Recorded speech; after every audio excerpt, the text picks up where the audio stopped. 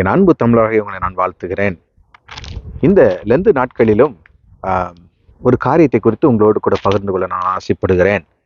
அது என்னவென்றால், யோவான் 14ஆம் அதிகாரம் 22 மற்றும் 23வது வசனத்தை உங்களுக்காக நான் வாசிக்க விரும்புகிறேன். ஸ்காரியோத் அல்லாத யூதா என்பவன் அவரை நோக்கி, ஆண்டவரே, நீர் உலகத்திற்கு உம்மை வெளிப்படுத்தாமல் எங்களுக்கு உம்மை வெளிப்படுத்த போகிற காரணம் என்ன என்றான். இயேசு அவனுக்கு பிரதியுத்தரமாக, ஒருவன் என்னில் அன்பாயிருந்தால் அவன் என் வசனத்தை கைக்கொள்வான், அவனில் என் பிதா அன்பாயிருப்பார், நாங்கள் அவனிடத்தில் வந்து அவனோடே வாசம் பண்ணுவோம் என்கின்ற ஒரு மிகப்பெரிய ரகசியத்தை யூதாஸ் என்ற ஒரு மனிதனுக்கு இயேசு இப்படியாய் வெளிப்படுத்துகிறார். அவன் கேட்ட கேள்விக்கு தக்கதாய் அவர் பதில் சொல்லுகிறார். என்ன? என்னிடத்திலே அன்பாய் இருக்கிறவன் என் பிதாவினிடத்திலும் அன்பாய் இருக்கிறான், என் பிதா அவனை அதிகமாய் அன்பு செய்கிறார். அது மாத்திரமல்ல, ஒரு ரகசியத்தை நான் உங்களுக்கு சொல்லட்டும். அது என்னவென்றால், நானும் என் பிதாவும் அவனோடே போய், யார் தேவனிடத்திலே அன்பு கொள்ளுகிற மனுஷனோ அவர்களிடத்திலே போய் அவர்கள் வாசம் பண்ணுவார்கள் என்று சொல்லி இந்த இடத்துல ஒரு மிகப்பெரிய ரகசியத்தை ஆண்டவர் குறிப்பிடுகிறார். நாம் நம்மிலே அன்பு கூறுகிறது போல நாம் பிறரையும் அன்பு கூற வேண்டியது கற்பனை. அது மாத்திரமல்லாது, நம்மை படைத்த அன்பு தகப்பனாகிய தேவனிடத்திலே அன்பாய் இருப்பது மிக மிக மிக மிக முக்கியமான ஒரு காரியம். அந்த அன்பை அவரிடத்துல நான் வெளிப்படுத்தும் பொழுது அதை எப்படியா வெளிப்படுத்த முடியும்?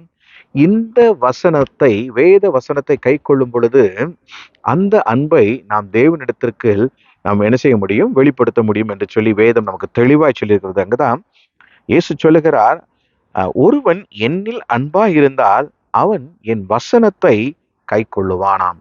இந்த வேத வசனத்தை கை கொள்ளுகிற எந்த மனுஷனாயிலும் எந்த மனுஷியாகிலையும் ஆண்டவர் என்ன செய்கிறாரு? அன்பு கூறுகிறார். அது மாத்திரமல்ல, இயேசுவும் தேவனும் வந்து உங்களுடைய வாசம் பண்ணுவேன் என்று வாக்கு கொடுக்கிறார். இது எப்படிப்பட்ட ஒரு அற்புதமான ஒரு காரியம் என்று சொல்லி சற்று நீங்கள் நிதானித்து பார்த்தால் உங்களுக்கு புரியும். ஆண்டவரே உங்களுடைய வீட்டிற்குள் வந்து உங்களோட வாசம் பண்ணுகிற ஒரு நாள், அந்த இனிய நாள். அது எந்த நாள்? வேத வசனத்தை கை கொள்ளுகிற நாள்.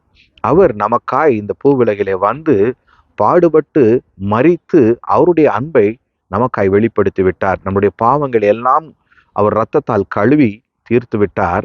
அது மாத்திரமல்ல, அந்த அன்பை, நான் உங்களுக்காய் கொடுத்த அந்த அன்பை நீங்கள் எனக்காகவும் சற்று கொடுங்கள் என்று சொல்லி அன்பு தகப்பன் உங்களை அன்பாய் இந்த நாளிலே கேட்கிறார். அதை நாம் தீர்க்கமாய் செய்யும் பொழுது அவரே நம்மளிடத்துல வந்து வாசம் பண்ண போகிறார். இது எப்படிப்பட்ட ஒரு ஆனந்தமான ஒரு நாள் என்று சொல்லி சற்று யோசித்து பாருங்க. அந்த நாளுக்காக நாம் என்ன செய்ய வேண்டும்? காத்திருக்க வேண்டும்.